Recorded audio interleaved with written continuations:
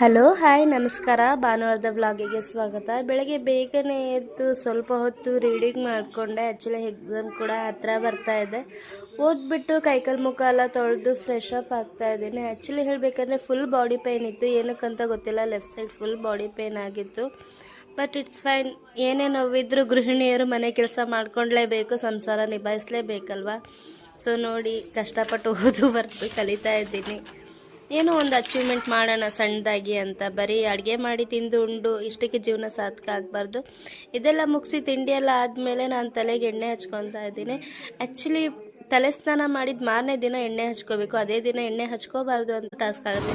ಸಂಜೆ ಆದಮೇಲೆ ಸೀದಾ ಒಂದು ರೌಂಡ್ ಹೋಗಿ ಪಾನಿಪುರಿ, ಗೋಬಿ ಮಂಚೂರಿ ತೊಗೊಬರ್ತಿದ್ವಿ.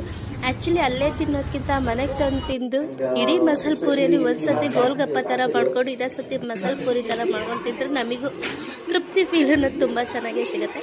ಬನ್ನಿ.